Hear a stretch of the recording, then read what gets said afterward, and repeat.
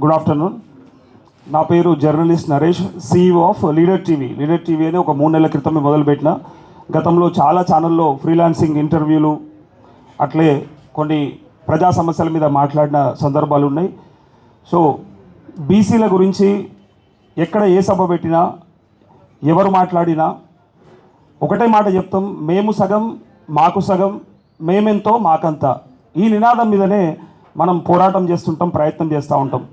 So ఇట్లాంటి వేదికను ఏర్పాటు చేసినటువంటి పెద్దలకి, ఇక్కడికి విచ్చేసినటువంటి పెద్దలందరికీ కూడా ముందుగా నమస్కారాలు తెలియజేస్తూ, మరి మనం ఎక్కడ మిస్ అవుతా ఉన్నాం అనే దాన్ని, మూలాన్ని మాత్రం గ్రహించలేకపోతున్నాం అనేదే నాలాంటి జర్నలిస్టుల భావన. బీసీ సంఘాలన్నీ కూడా గతంలో పనిచేసిన వాళ్ళ స్వార్థం కోసమో, లేకపోతే వాళ్ళ ప్రయోజనాల కోసమో వాళ్ళ ఉద్యమాన్ని తాకట్టు పెట్టిన సందర్భాలని, అట్లే వాళ్ళు ఒక పదవి రాగానే ఇంకా వదిలేసి బీసీలు ఎడిపోతే మాకెందుకు అనే పరిస్థితి ఉన్నది కాబట్టే నష్టపోతూ ఉన్నాం అనేది ఇదైతే నగ్న సత్యం, ఒప్పుకోవాల్సిందే. ఇక మొన్న జరిగినటువంటి బీసీ బంద్ గురించి అందరం చర్చ చేసుకున్నాం, అందరం మాట్లాడినాం. మరి అందరు శాకాహారులే కానీ మరి రొయ్యల గంప ఆడమయం అయిపోయిందని మనమే అనుకున్నాం. ఎందుకంటే ప్రతి పార్టీ కూడా కనపడే, ప్రతి వ్యక్తి కనపడే. మరి అసలు మనకు శత్రువు ఎవడు, అసలు మనం ఎవరితో యుద్ధం చేస్తున్నాం అనేది మనకు ఒక్కరికన్నా ఐడియా ఉందా అని చెప్పి సోషల్ మీడియాలో కూడా విస్తృతంగా చర్చ చేసినాం, మాట్లాడినాం. ఇక్కడికి వచ్చినటువంటి ఈ పెద్దలందరికీ కూడా ఒకే ఒక ప్రశ్న, మీరు కూడా ఒకసారి ఆన్సర్ చెప్పుర్రి. అసలు మనకు శత్రువు ఎవడు చెప్పురన్నా, ఎవరన్నా చెప్పుర్రి. పార్టీలు కాదు, అసలు ఎవరు చెప్పురు. అసలు మన యుద్ధం ఇవాళ మీద చేద్దాం. ఈ అన్న ఒక్కడు మాత్రమే కరెక్ట్ చెప్పిండు అన్న. ఎందుకు చెప్పాలన్నా, పార్టీలు ఎప్పుడైనా వాళ్ళ లాభం కోసం, వాళ్ళ సీట్ల కోసం, వాళ్ళ ఓట్ల కోసమే పనిచేస్తాయి. మన కోసానికి ఎన్నడూ కూడా పనిచేయవు. మనం భ్రమలు ఉంటాం అంతే. మన కోసం చట్టాలు చేస్తారని మనం భ్రమలు ఉంటాం. ఈ అన్న చెప్పింది మాత్రం వాస్తవం. ఎందుకంటా ఉన్నా అంటే, ఎవరైనా సరే ఇక్కడ బీసీలను ఉద్ధరిస్తామని చెప్పి బయటికి వస్తారు. ఆ బీసీలు అన్ని పార్టీలలో ఉంటారు. మళ్ళా అసలు దొంగలు ఎవరు తెలుసా?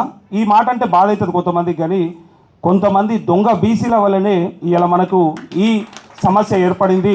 అది మూలం. యాక్చువల్గా మనం అది మూలం తెలుసుకోకుండా, దానికి మందేయకుండా ఇక్కడ ఉద్యమం చేద్దాం, అక్కడ ఉద్యమం చేద్దాం, పొలిటికల్ ఫ్రంట్లు పెట్టుకుందాం, ఇవి చేద్దాం, అవి చేద్దాం అనుకుంటా ఈ ప్రయత్నంలో ఉన్నాం. కానీ అసలు మనకు అగ్రవర్ణ శత్రువు కానే కాదు. మనకున్న శత్రువు వల్ల మన బీసీనే, వివిధ పార్టీలల్లా వాళ్ళ కోసం బతుకుతున్నటువంటి బీసీనే. వాడు చేస్తుండే అసలు మోసం. మనం వానితో పోరాటం చేయాల్సింది వదిలేసి అందరం కలిసి అగ్రవర్ణాలు అగ్రవర్ణాలు అగ్రవర్ణాలు. అరే, కొద్దిమంది ఉన్నటువంటి అగ్రవర్ణాలు ఏమో బ్రహ్మాండంగా వాళ్ళకి కావాల్సిన రిజర్వేషన్ సాధించుకుంటారు. 50% పైగా ఉన్నటువంటి మనమేమో మనకు కావాల్సిన రిజర్వేషన్ కోసం బిచ్చం ఎత్తుకుంటాం. ఇది మన పరిస్థితి. యాక్చువల్గా ఇప్పుడు తెలంగాణ ఉద్యమం కూడా ఏమైంది మనమే అనుకుంటాం. నేను కొంచెం టైం ఎక్కువ తీసుకుంటాను, రోజు గంటలు గంటలు న్యూస్లో మాట్లాడతా కాబట్టి ఒక్క 2 నిమిషాలే అన్న అయిపోతుంది. ఆకలి మీద ఉంటే మాత్రం క్షమించాలి. అయితే విషయం ఏంటంటే, ఎప్పుడైనా సరే బీఆర్ఎస్, ఇప్పుడైతే బీఆర్ఎస్, గతంలో టీఆర్ఎస్ తెలంగాణ ఉద్యమం కోసం 2001లో మొదలుపెట్టింది కదా. ఆ ఎందుకు ఉదాహరణ చెప్తున్నా అంటే ఒకసారి అర్థం చేసుకోండి. 2001లో ఉద్యమం మొదలుపెట్టి 2014 దాకా వాళ్ళు చేసిన ప్రయత్నం వల్ల మళ్ళీ రాజీనామాలు చేసుకుంటా ఉద్యమంతో పాటు రాజకీయ పునరేకీకరణ ద్వారా మాత్రమే, చట్టసభల ద్వారా మాత్రమే తెలంగాణ సాధించబడుతుంది అనేది అయితే నగ్న సత్యం. దానికోసానికే కేసీఆర్ ప్రయత్నం చేశాడు.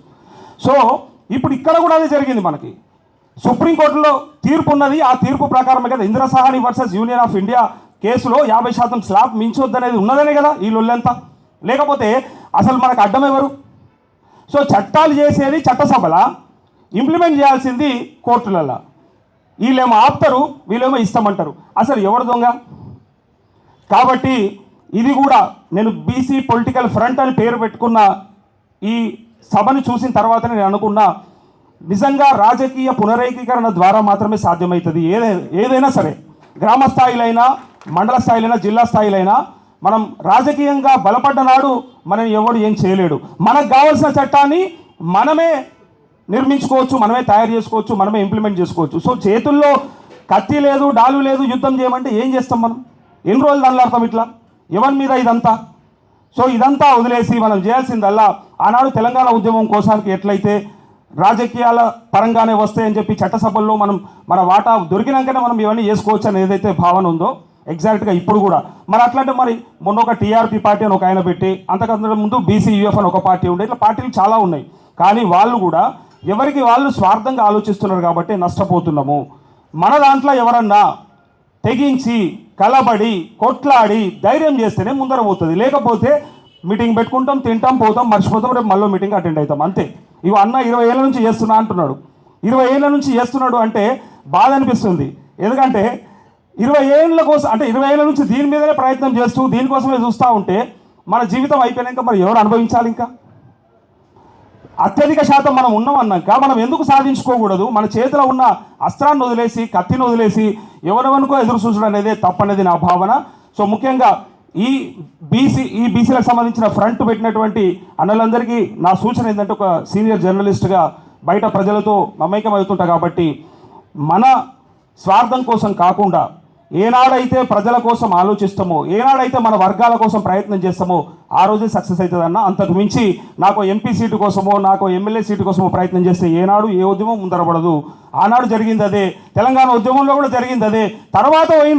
తర్వాత వాళ్ళు అధికారం కోసం పోయినరు, సీట్ల కోసం, ఓట్ల కోసం పోయారు. కానీ ఉద్యమంలో సకల జనం ఎట్లా పార్టిసిపేట్ చేశారంటే ప్రతి వాళ్ళు నాదనుకుని కొట్లాడారు. అందుకోసం వచ్చింది తెలంగాణ. ఆ రోజు కూడా గంతే అనుకుంటే 1969 ఉద్యమం లెక్కనే వీగిపోతూ ఉండే. అందుకే మనం కూడా వీలైనంత మట్టుకు అందరము గనక కష్టపడి కొట్లాడి భావితరాల కోసం మనం త్యాగం చేద్దామని ముందరకొస్తేనే ఇవి సాధ్యమైతే తప్ప లేకపోతే సాధ్యపడదు. నేను బాలరాజన్ గారికి కూడా ముఖ్యమైన సూచన చేస్తా ఉన్నా, అన్న మీ చేతుల్లో ఇంతమంది పెట్టిన తర్వాత మీరు నిజంగా బాధ్యతగా తీసుకొని, మీకు సీటు రాకున్నా సరే, మీకు ఓటు రాకున్నా సరే, మీకు పదవి లేకున్నా సరే, ఒక్కసారి నిలబడన్నా మరో సర్దార్ సర్వాయి పాపన్నగా మీ పేరు నిలబడిపోతుందని చెప్పి అంటా ఉన్నా అన్న.